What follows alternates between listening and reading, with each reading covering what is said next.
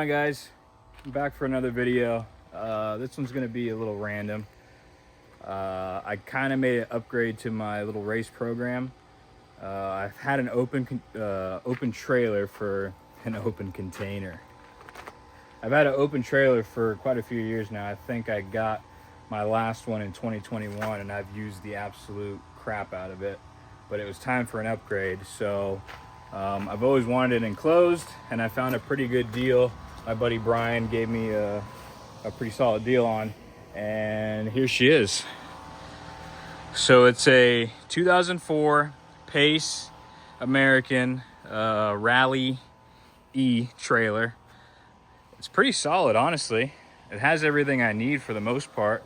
And actually the one thing that kind of sold me on it was it had AC and it had an electric jack, both of which are really nice to have. And honestly, just new trailers are just built so poorly, and everybody's selling like 2022s, 23, 24 trailers, and they just look like absolute shit. But I mean, this thing is freaking 20 years old, and it still looks really good. So yeah, I've already used it one time for a private day this past weekend in Orlando. So I drove it 2 hours and there, and then 2 hours back, and it did really good.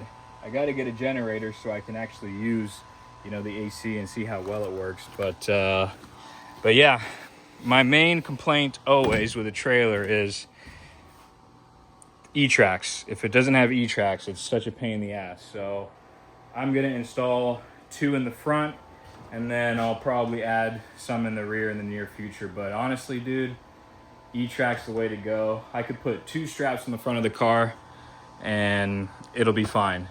Like I could trust just having 2 E-Track wheel, ratchet straps, and it'd be good.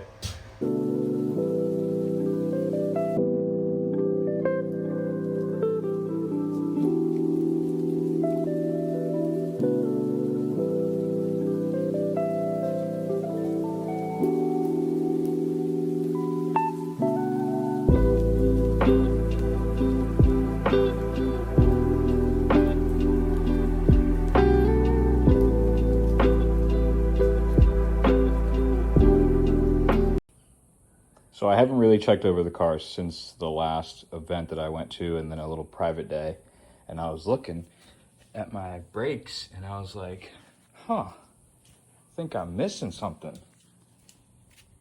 I was losing some brakes past couple times when I was out. And then while I was looking, I saw a little sway bar end link breakage. Yo! So this is gonna be like the final clip of the video. Kind of just like a filler between this last video and then probably my next event. This is gonna be weekend number 3 in a row that I haven't driven, which kind of sucks because I was on such a tear lately. But there is an event tomorrow that I might go drive at Showtime Speedway down here down there in Clearwater. Yeah, but then on the 15th, which is, very next weekend, we have a big event at Sebring, which I'll try and record and take as many videos as I can of that, and maybe do some different angles so it doesn't look as redundant. But I got new sway bar end links in the car. I'll drop a little photo here so you can see. I kind of learned something new with the sway bars and the sway bar end links. You're supposed to install them when the weight is on the car fully, and then you add the links, kind of make them loose, so that way when it does add tension, then they tighten up, so they're not doing anything when it's super low. I think my last one's broke. Let me see, do I have them hanging around somewhere around here? I think because my car was too low, they might have just had extra stress on them, and that's why they snapped. Also, Alabama, that track coming off the bank and going up onto the bank over and over again probably wasn't ideal for those. But yeah, nothing really else. The car is still a little wonky in the back. I want to try and straighten it out soon, but I'm also gearing up to do my turbo on this thing. I won't be doing it. I'm going to be dropping it off for at a shop, and they'll have it for 3-4 weeks in September. So I'm going to drop it off like August 30th.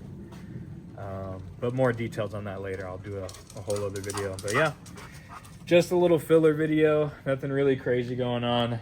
Like I said, car's good. Got a bunch of tires.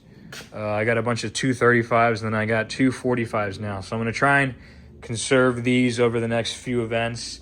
Then when the car's down and turboed, I'm going to switch it over to the 245s. So I got 6 of really sticky tires, and then I got 6 of like party tires, so to speak. So the XComp's got some pretty good pricing on them. You can't really beat.